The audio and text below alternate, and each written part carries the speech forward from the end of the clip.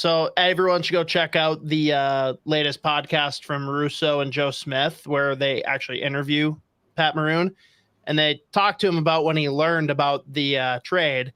And it was like a super brief conversation with Breezeball, just like, yeah, you've been traded. But goes back and he is out at the cabin with the McDonoughs, which, funny enough, like Ryan McDonough got done real dirty by the Lightning.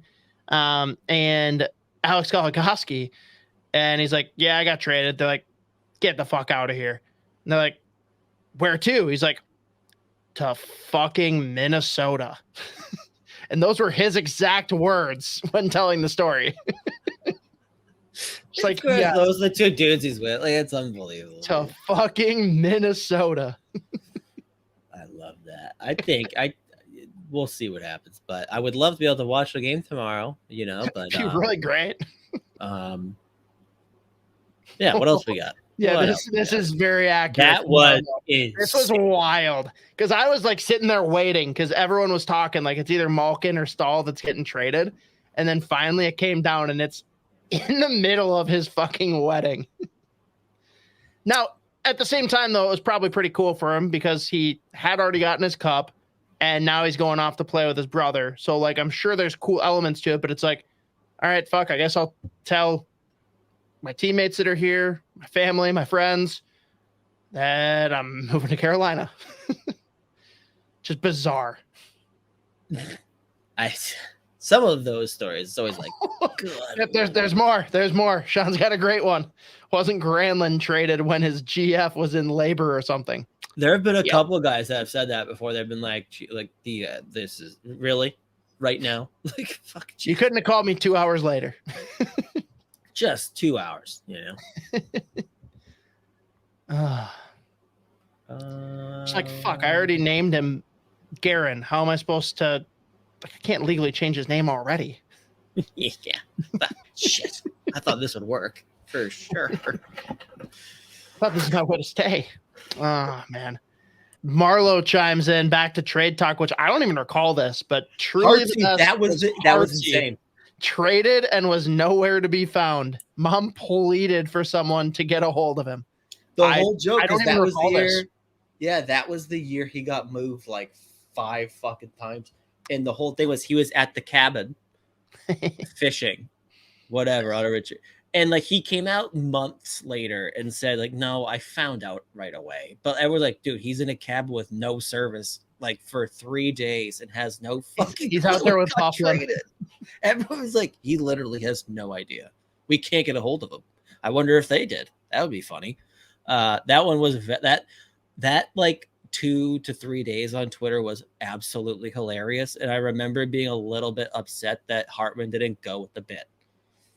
Like he was like, no, I fucking found, yes, we have a phone out there. And like, it works. So yes, I found out the same day. I was like, but what if it was in the afternoon?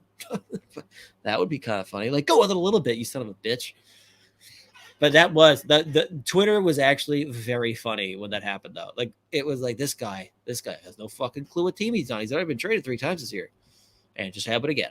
So that was a good pull, Marlowe, for sure. Isha's throwing one in here. Was Goodbranson not traded while he was on a safari? And his mom left him a message that he got when he flew into India days later. This is news to me. Also news to me, he's also been moved. A lot. So many times. Penguins legend. He was actually like not awful in Pittsburgh.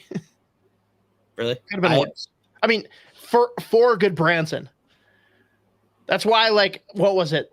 A year, maybe 2 years ago when we were doing our like breakdowns and everyone was just shitting on him. Like, he's not that bad. And you pulled up his numbers. You're like, he was literally statistically the worst defenseman in the NHL last year. I'm like, all right, I'll shut up.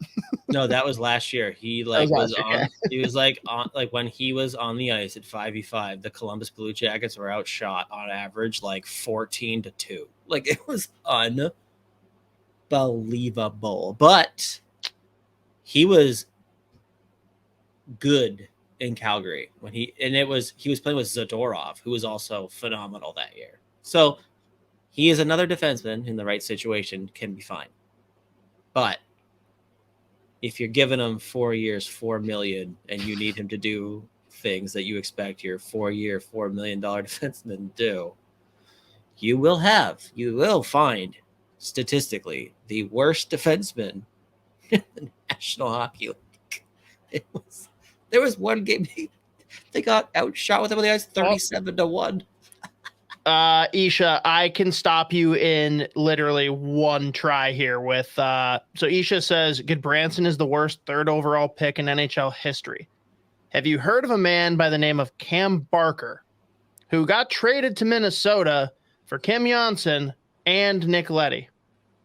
Because he is a worse third overall pick than Goodbranson. I rest my case. And I'm sure there's several more. Because there's a lot of bad third overall picks. Suck on that, Isha. Suck it. I do enjoy going back through HockeyDB and just looking through drafts of like mid-90s, late 80s. It's like Drafted 7th overall in the OHL. He had 4 goals, 8 assists, 327 penalty minutes. I was like, I wonder why this guy got drafted. I can't believe this guy got drafted third overall and played 12 NHL games. Third. Yeah, exactly. Fuck. All right. What do we got? Anything else? We're really out on the list here. I don't know if you have any opinions. Let's see. Let me find it. Oh, wait. Was Galchenyuk third? Yes. I don't know why I thought he was second. He also second or third year scored 30 something. He also had really good years. He just had a really bad fallout. But yes, Mateo said the same thing. Okay.